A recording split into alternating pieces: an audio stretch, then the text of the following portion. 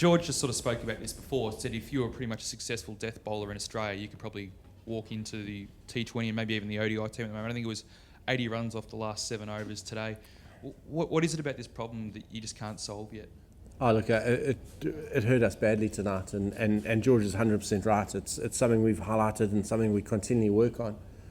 We need somebody to be able to execute for us at death. You know, Mitchell Starc has done it really well, but you know you need somebody to do it from the other side. I would say Mitchell Starc's done it well for a period of time now. If you take the 2020 World Cup into consideration, so.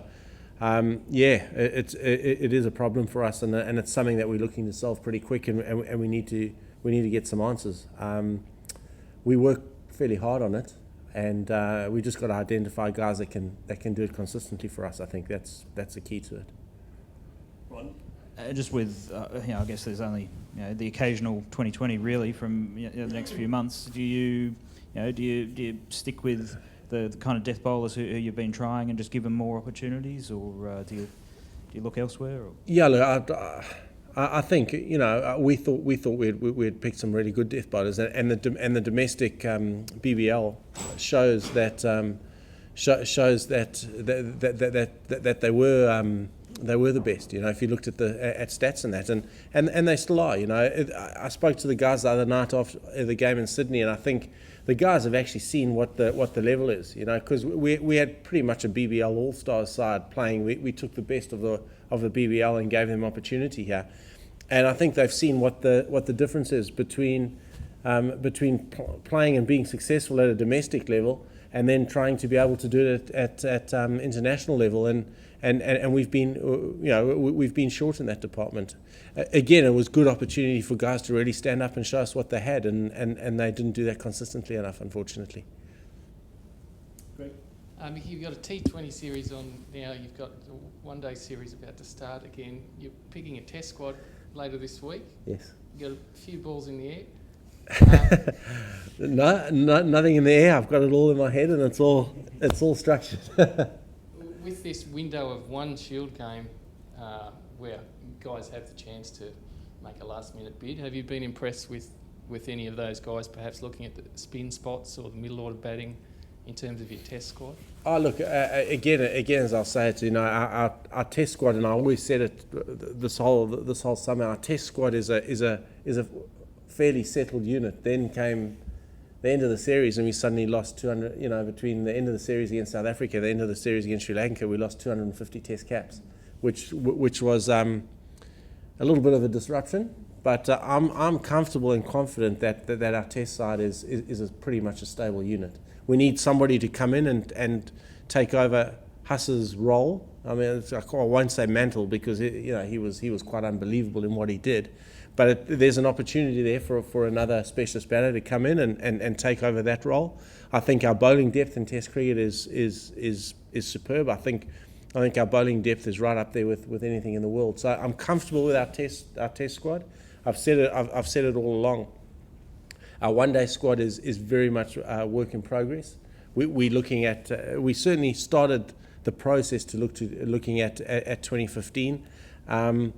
People have said it's so early, but it's not. I think there's 30 odd ODIs until then, and every other side has done exactly the same. You just have to look at the South African sides. You're looking at the England side, to a point a little bit with the Indian side. They've tried a lot of different players. And we have as well. And the problem, as I've said, is that we've got one great player in Michael Clarke, and we've got a couple of really good players who are starting to step up, i.e. your Warners and Wades, etc. I'm talking batting, and then we've got a bit of a bottleneck of batters, and we weren't quite sure that who were the next best. We were trying to use the series to try and give us some indication of where we needed to go with our batting in one-day cricket, and then when we select eventually the Champions Trophy squad, stick with that squad for a year to give them every opportunity of getting better, every opportunity of playing together, every opportunity of getting continuity and trying to build a winning culture, so to take us into the 2015 World Cup. So that's been the strategy through the one-day series, and a couple of guys have put their hands up, and some haven't taken that opportunity. opportunities in Australian cricket now are immense. It's a really exciting time, I think. Brian? Talking about the Test squad again. You mentioned sort of a specialist batsman coming in to replace Huss. I mean, if Watson's not bowling, are you comfortable with the balance that would leave? I think.